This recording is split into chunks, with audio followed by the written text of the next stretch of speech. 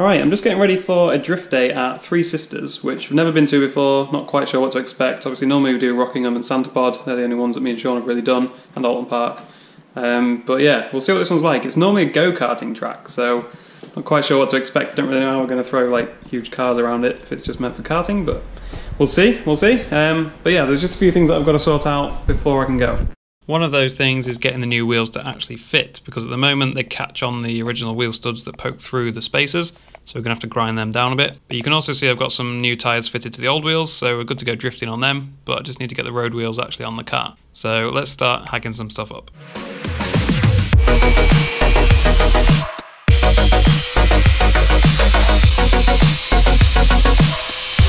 Wrong game.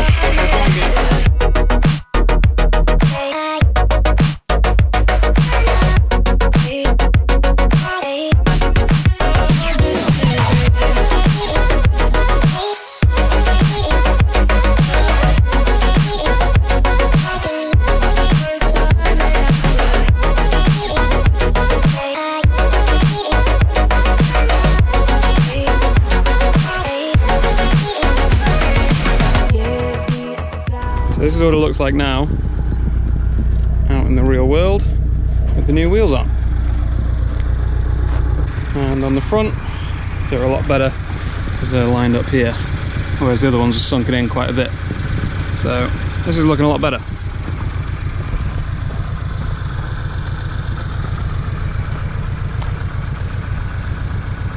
Yeah, hopefully you get the idea.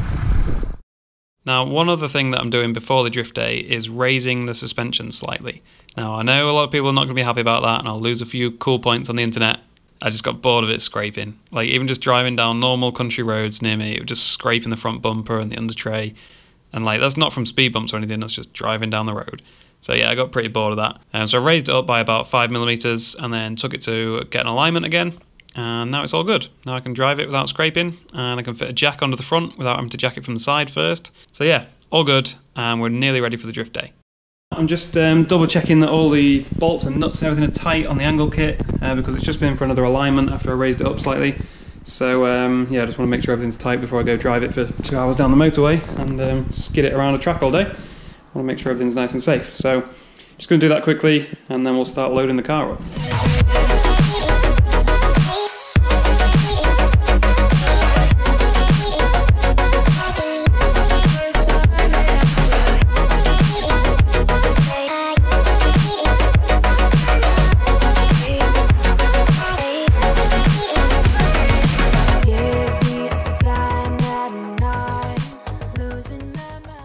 About to go out for the first session. I've got no idea what I'm doing or where I'm going, but figure it out.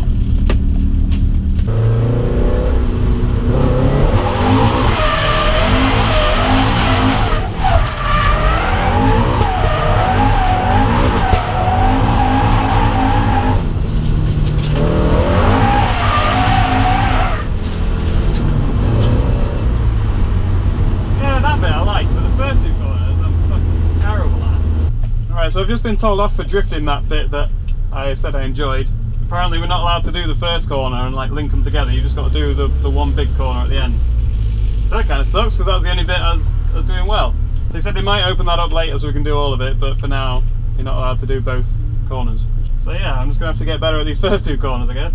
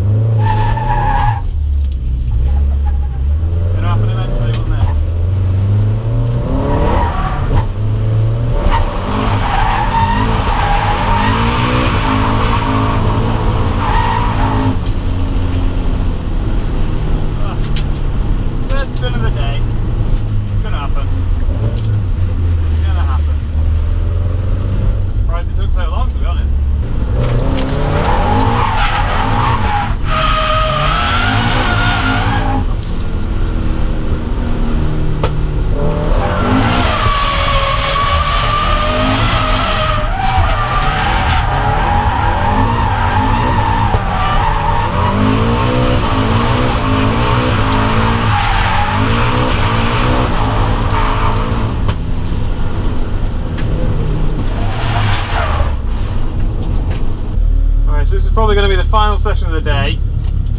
It's getting dark and it's nearly 5 o'clock, so it will be the last 20-minute session. So let's go have some fun.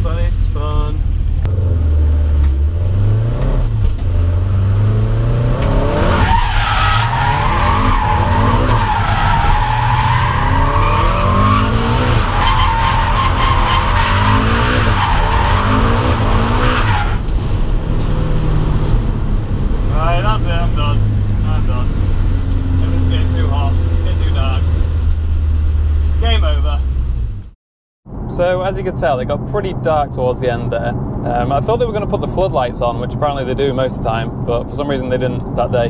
So it was pretty dark, pretty interesting drifting when you can barely see.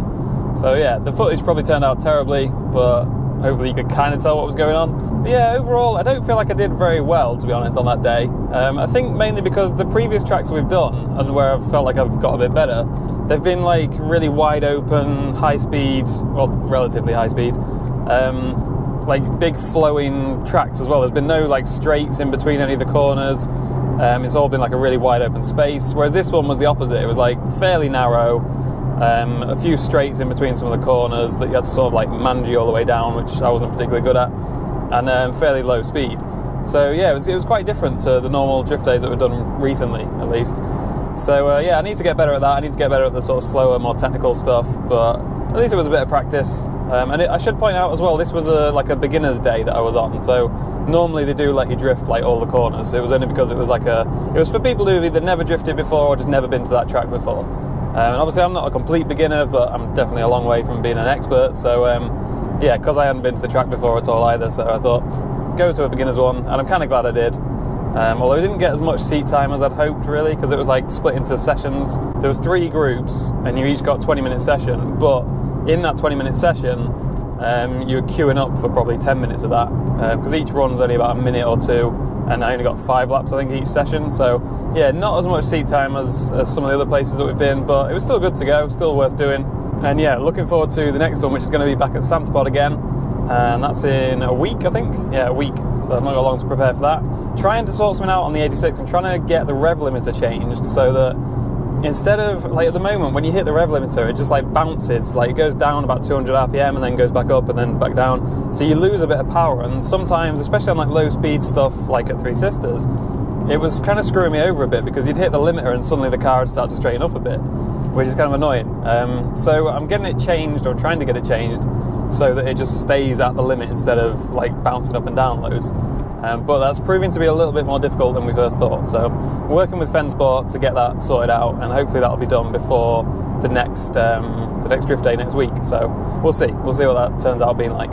But yeah, we've got the one at Santapod on the 16th, and then one at Rockingham on the 20th, and then another one at Santapod on the 7th of December, which is going to be fucking cold. But yeah, there'll be videos from each of them, so I'll see you in them.